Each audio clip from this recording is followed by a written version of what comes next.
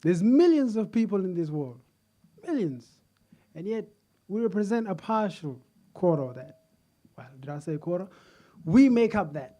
So if it was ever us against God, if he were to judge humanity, would he say, you weren't exactly what I created? I don't think so. I don't think he's that disappointed. Because day in, whenever I wake up, I say good morning and people don't even reply. Did you forget you had a miracle just then? See, I don't think God will ever go against us. Not that he's afraid, but he's the bigger picture though. There's millions of us. And quite frankly, I'm starting to feel we could do better. In a lot of ways than one. But here's the thing though, here's the reminder. If God were to judge humanity on a scale from 1 to 10,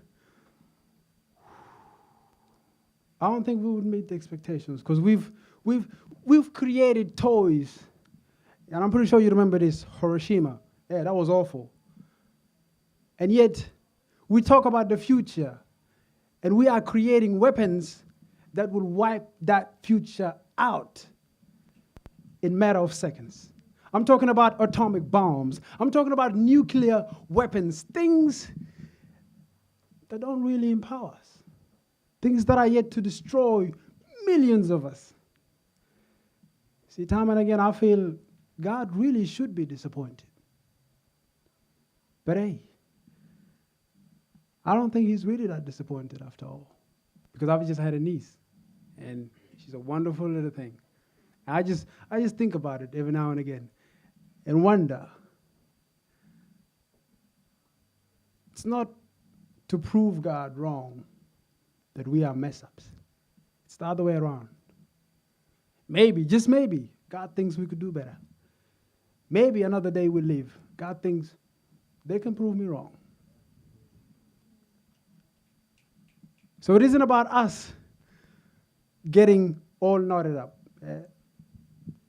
But if there's millions of us, yet some of us still feel lonely. And if you haven't heard yet, I've been recently preaching. Not in the full word, but I've been preaching. It's a very simple message. I try to make it simple anyway. I always say, if you can't find your way through this poem, just wait for me at the end. You find your way through there. So I have traded handshakes for kisses and hugs. You would be amazed the many people who put down their guards. So put forth your best smile and see the cycle break as we move from handshakes to genuine embrace. I'm not trying to convert you, and I would surely fail if I had to persuade you. Yet how can I let it be when I know love is the best virtue? A deed every one of us needs to know, and by now I'm convinced we don't know enough. If falling in love is being foolish, then we should stop searching for wisdom and indulge in this foolishness of selfless giving, knowing truly if life is too short, then why aren't you living? Stop being afraid from getting hurt. What's the worst to happen? Falling out of love is only a worthwhile trip to fall back in. Stop trying to love people and stop trying to find true love and start loving people. We deserve it too. I mean, we're so confused. Last time someone says they love you, you kind of figure, that's weird, that's awkward.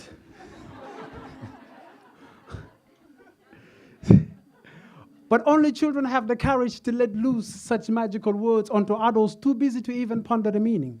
So we scratch our heads and between our lips comes the never-changing reply, I love you too. It is as if we don't know what we're saying. Love is not about putting on a guard. Love is about putting it down.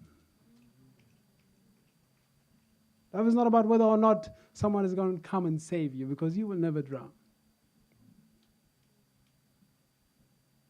People always say, how come you're always hopeful? My mom told me the other day, in each and every one of us, there's a candle. No matter how hard the wind blows, it never blows off.